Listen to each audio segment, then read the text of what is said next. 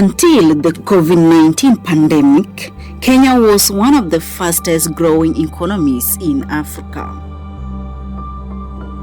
5 years later, visible results of an already struggling economy paints the picture of the nation state with additional levies. The cost of healthcare and basic commodities such as food and fuel are consistently on the rise, burdening mwananchi wa kawaida. Katiba ama uchumi, tumetengeneza manifesto, mpango ya kubadilisha uchumi wa Kenya, na tumesema tunaanza kubadilisha uchumi kwa kupunguza gharama ya maisha.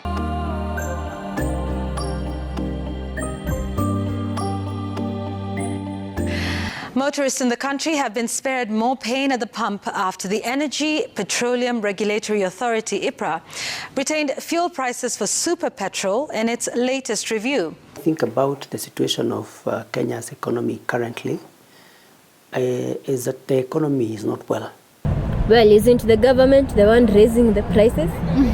Like this orange, I was selling 3 for 100, I came 30 shillings, but now I'm selling 50. Now Could this be the root to our problem?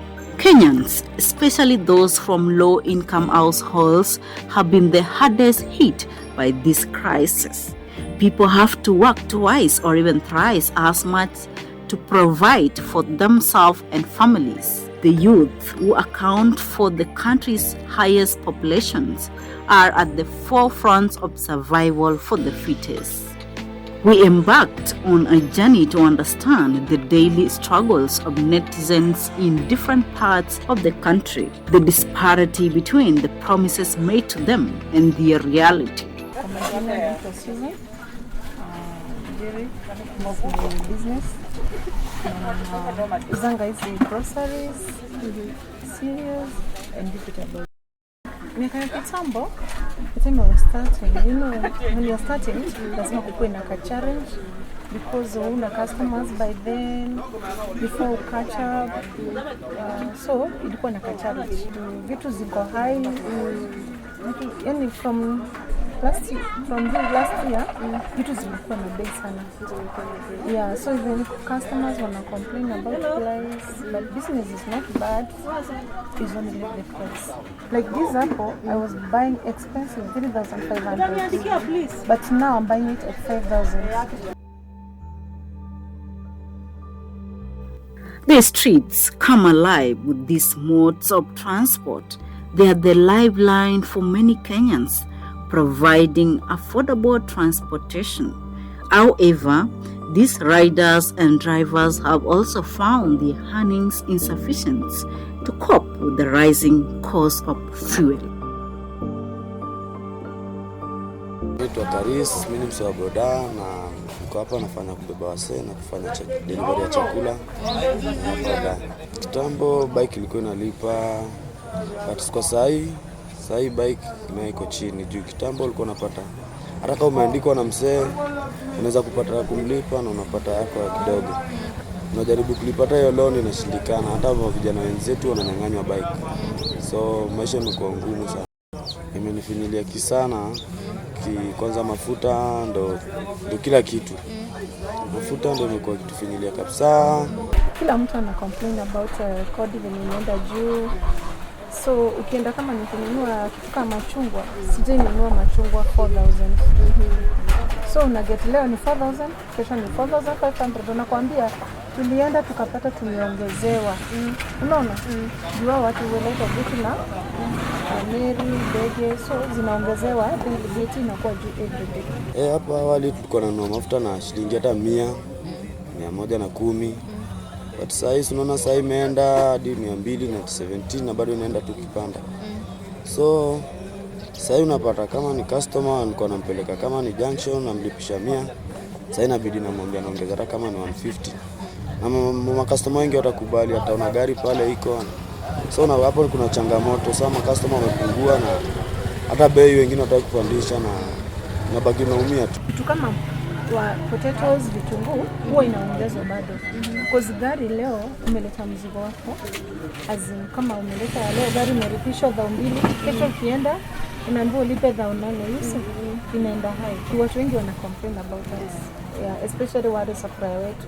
Kwa maoni yangu naona gava inatupeleka mbio sana. Wanafanya vitu ina fast.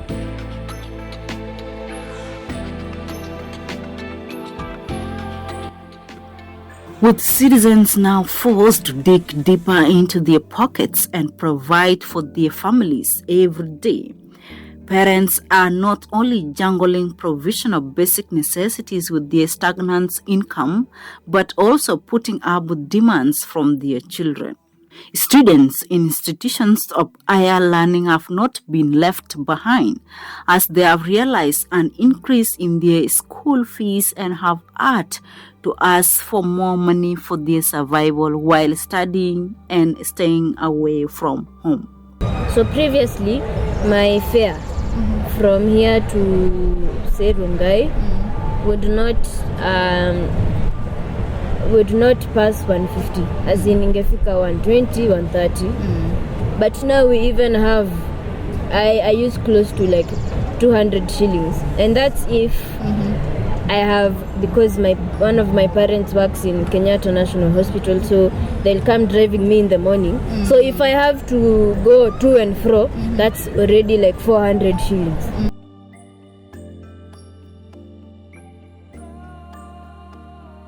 Isn't the government the one raising the prices? So yeah, definitely it's the government.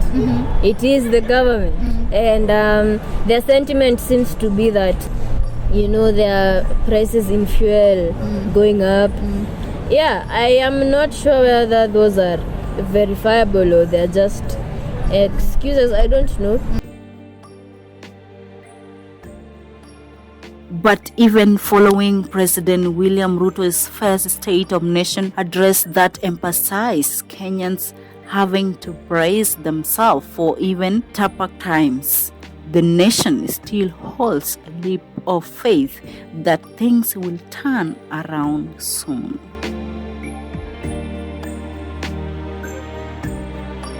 Think about the situation of Kenya's economy currently. Is that the economy is not well, but the measure of if the economy is doing well, one of the key indicators of the measures is the inflation rates. If you compare the Kenya's inflation rate currently, which stands at 7.8, it is lower than the 9.2 as compared to the same year last year, a year ago. It has come down, but the cost of living is still very high.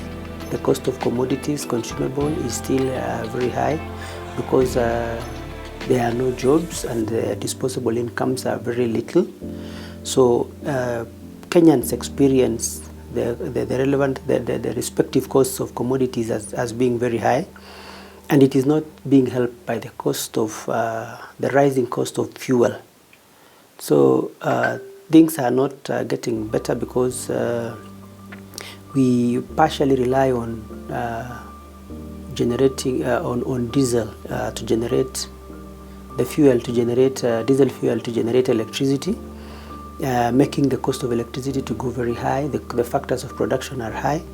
So it still does not allow the inflation to come down to manageable levels that will allow job creation and therefore the more disposable incomes for the residents of Kenya.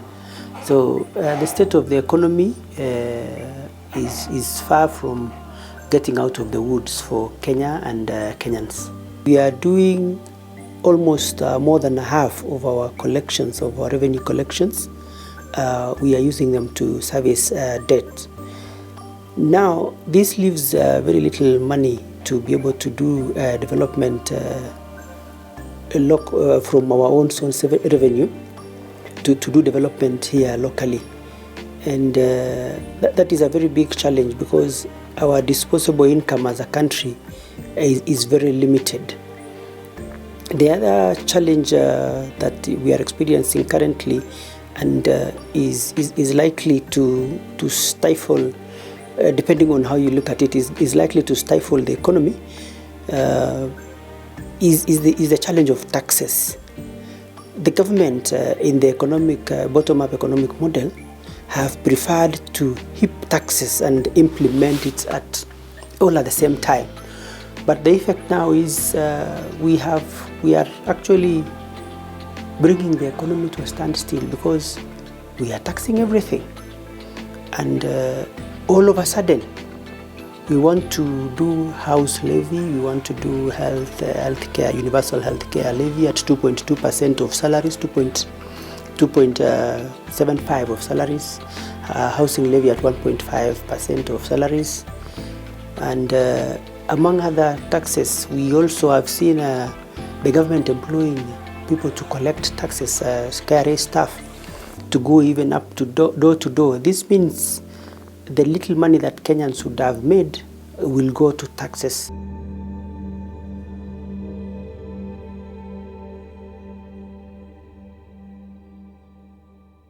The high cost of living is not just a financial burden, it is a call to unite and build a future where promises are fulfilled. Aguch Maker, Daystar University, Nairobi.